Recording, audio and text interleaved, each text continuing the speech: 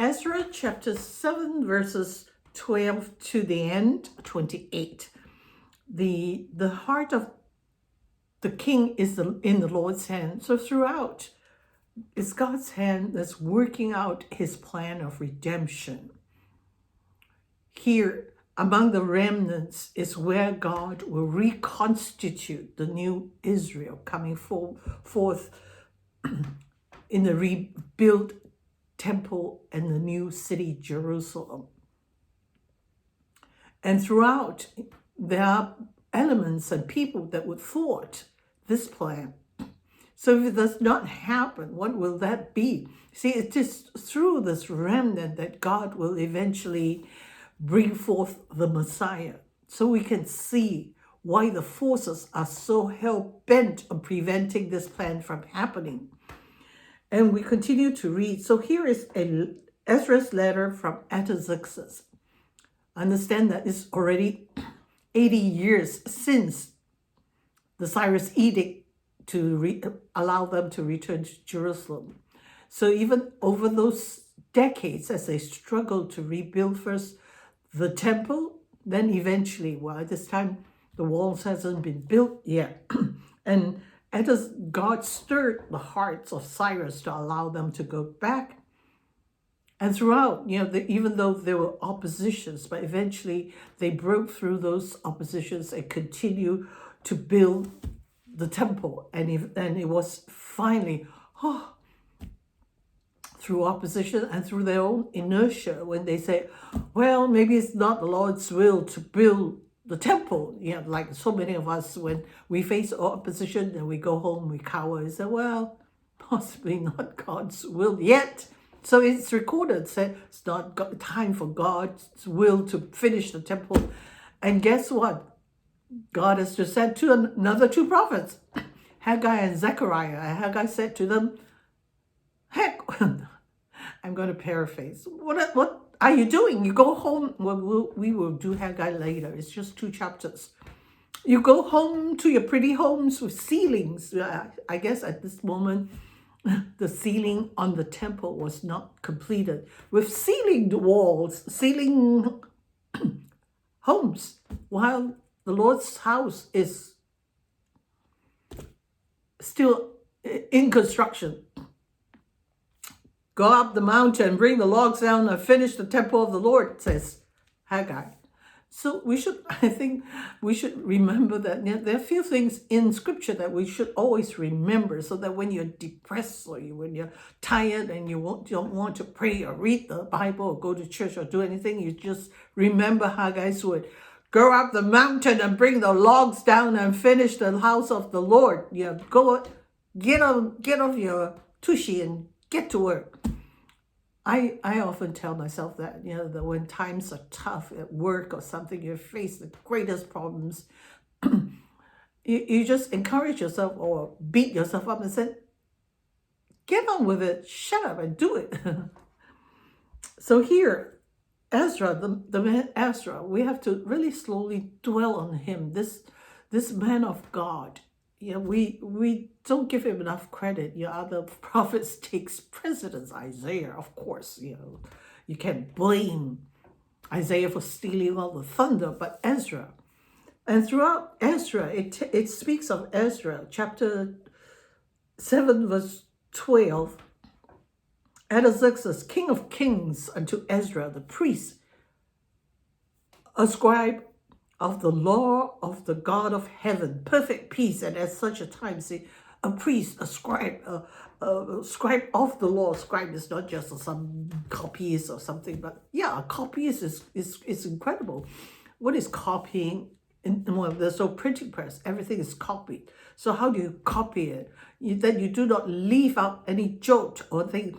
That you have so many characters in a line, or this way, and you count that you didn't miss any of them. So you didn't miss any of them. It's not like you read through it. Sometimes when we read through it, we do miss things because we already in our head knows that, but it's not there, but we read it there.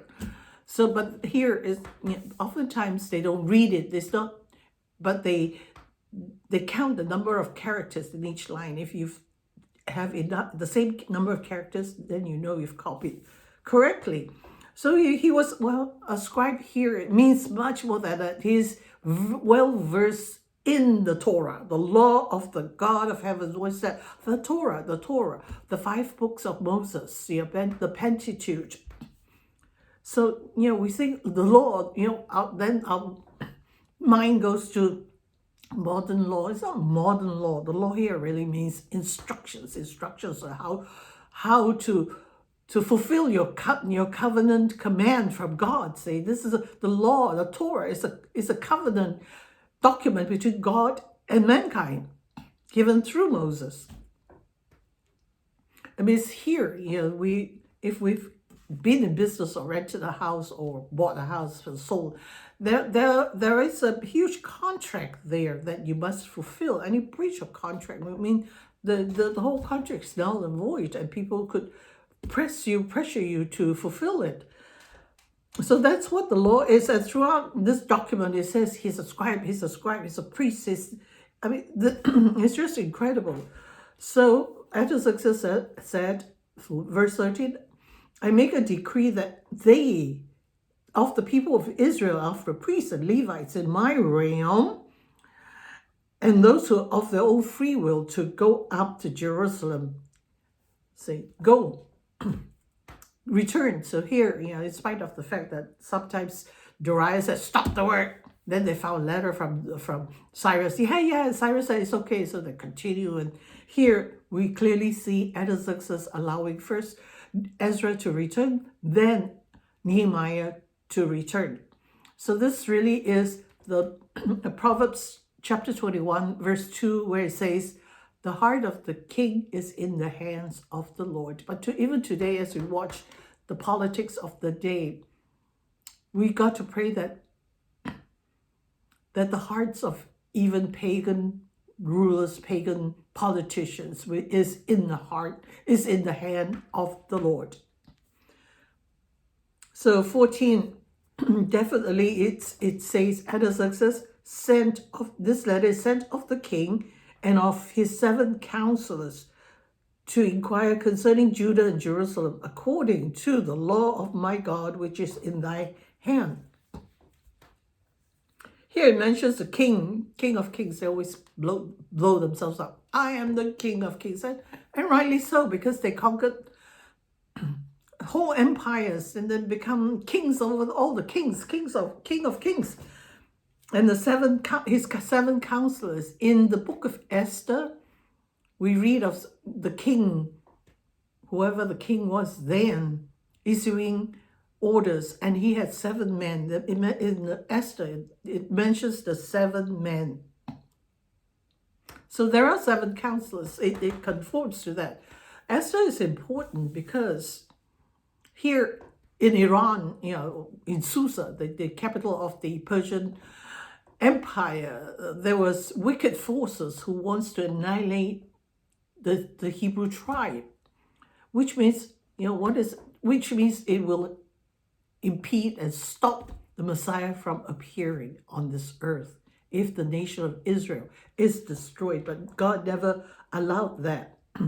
And Artaxerxes, verse 15, allowed them to carry gold, silver, and all kinds of free will offerings from the people who doesn't want to go back to Israel and Jerusalem. So here, it's wonderful to read that Artaxerxes asks Ezra, do you want an escort? Want some of our troops to go with you? You're carrying not just a lot of people, bringing home a lot of people, but also carrying lots of valuables, gold and silver. Do you want an escort, military escort? But Ezra said, I did not ask the king for an escort because I told him our God, the God of heaven, will provide safety for us. I mean, that's incredible faith in those days. So clearly God did bring them safely, not just physical safety, but also the treasures. Nothing, I understand these are 900 miles of desert, there probably 4 months of traveling, probably a lot of brigands there who would rob and steal and pillage or do whatever. So here he arranged, well, not just that, they're bringing back 17. So the gold and silver is to buy bullocks, rams, lambs, meat offerings, drink offerings, and offer them on the altar of the house of your God, which is in Jerusalem. So to buy sacrifices and to do whatever else with the leftover money. 18, and whatsoever seemed good to thee and to thy brethren, to do with the rest of the gold and silver, that do after the will of your God. So here Ezra, is dangerous, like I said. What does he do? He separated the gold and silver and the valuables into 12. I think there were 2 groups of 12 each. He weighed them out. There was an accounting of everything. It's so amazing. Verse 21, and I, even I, Artaxerxes, make a decree to all the treasurers who are beyond the river. That means the treasurers, the provincial treasurers beyond the river, the other side of the river, Jerusalem, Judah, to provide whatever else the Ezra needs. It's like, wow, and it is amazing. And he's bringing back this is the second group that's coming back. Zerubbabel, 80 years before, brought the first group back. So Ezra brings another group back. Levites, priests, Levites, singers, and also other people who would want to go with them. And 25, thou, Ezra, after the wisdom of thy God that is in thy hand, which may judge all the people that are beyond the river. When you hear beyond the river, it means, what's the river? Euphrates.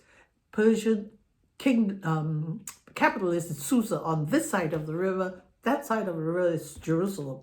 And teach them that know them not. So he's to go back, Ezra has to go back to teach the law to those who do not know them. And the important thing, the very important verse in 28, when Ezra says, I was strengthened as the hand of the Lord my God was upon me, and I gathered together out of Israel chief men to go out with me. That throughout this process, the hand of the Lord was upon him, even as he was so wise as to do what he has to do to prepare. The logistics cannot be simple.